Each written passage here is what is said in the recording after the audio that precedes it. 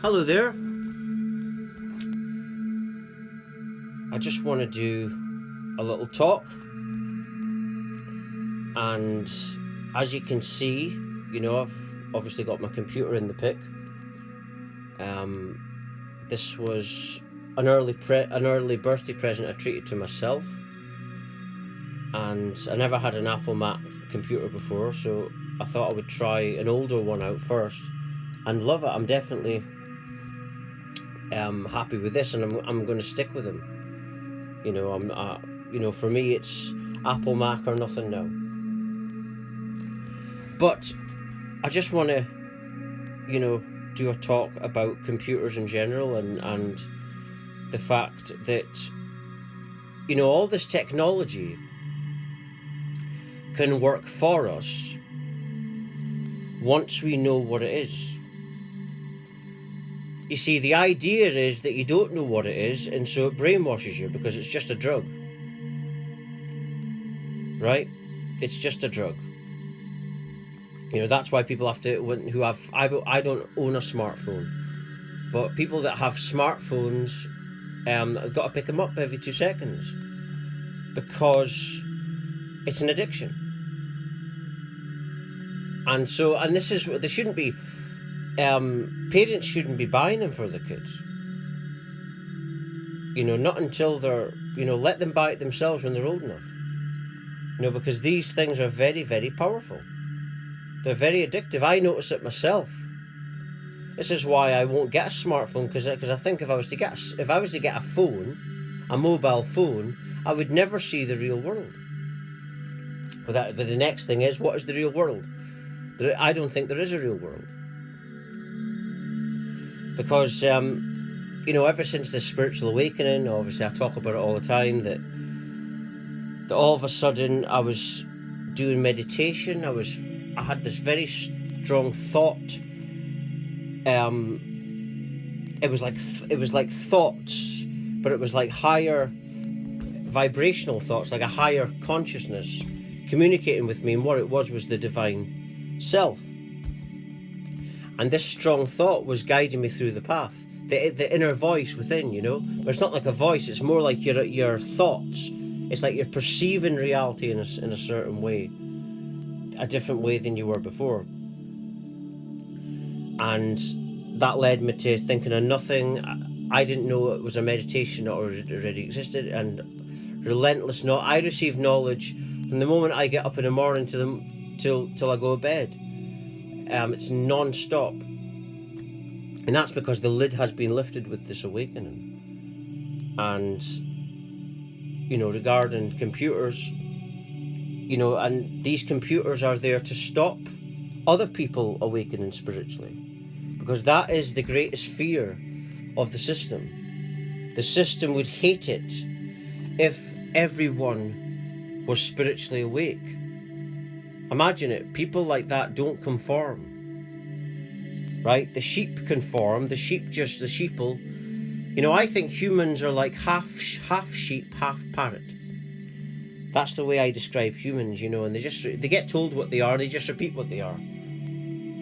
They repeat whatever their parents tell them, whatever school tells them, university, the workplace, what they see on television, and they consider that a personality. And that's what the computers are there for. But we can actually play this against the system by actually training our minds to not use them all the time, to have time where you don't use the computer. Have healthy hours where you're not using it. So by having a global spiritual awakening, that can enable us to do that. And this technology will not be used against us. And that's why the system is pushing the smarts out there. That's why I said the other day that the smarts was a war against humanity. There's a war going on against humanity. The system wants to lock them down whilst they can, whilst there's enough asleep people, because they do not want, if enough people awaken, not even that much, then it's game over for this. I personally believe it's game over anyway. And I just want to move on from what I'm talking about now, and I want to talk about reality. Reality from the spiritual awakening I had, and I found out later it is in Buddhism, and science talks about similar things, and people for thousands of years, people have told me, have said similar things. That reality, ever since this awakening, I personally, I know this is a dream. I don't say things that I believe. Like Osho once said, I don't believe in believing. That's the same. I go with intuitive knowing within me, within my heart space. The heart space knows, the head thinks. And that's the difference when you awaken. You're going by insightful knowing. And that's there's a big difference with that. You know, when you believe something, you've got doubts. But when you have a connection with someone and you know you've got an amazing relationship, for an example, that's a different level. So knowing, you must know what you're talking about. I know what I speak about. When I had this awakening, it was such a knowing that I was dealing with. And so many people have had these experiences over recent years and thousands of years. So, you know, if you want to know if it's true or not, look it up, you know. Look spiritual awakening up. But reality to me is a dream that manifests from nothingness. It's like, you know, science tries to define nothing, but I don't think you can define nothingness. Because what is non-existence? You know, and you know, no one can really define it, really. And what is reality? Reality is merely just a perceptual state of awareness. Everything comes from your perceptions. And that's what the smart grid and the smartphones and the school and education is geared to programming. It's about programming your perceptions so that you conform to the system's way. That's what it's all about. You know, and your perceptions manifest your reality. There's infinite ways to look at things. You know, if everything comes from nothing, that means there's an infinity of life. So if someone says they don't believe in demons, I would say that's ridiculous, because if there's nothingness at some stage, that means there's infinity of potential for life. That means that anything you can imagine already exists if there's an infinity. Because infinity means infinity has already run itself. You know, I watched this scientist on YouTube a while ago, and he a professor of science, and he said that there isn't a start point of anything because everything's infinite. So I think that we just dream of a start point, and that there's no separation, because there can't be any separation with one infinite nothing. There can only be one infinity.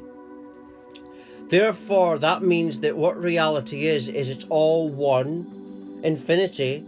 And the one infinity is perceiving itself as a separate self.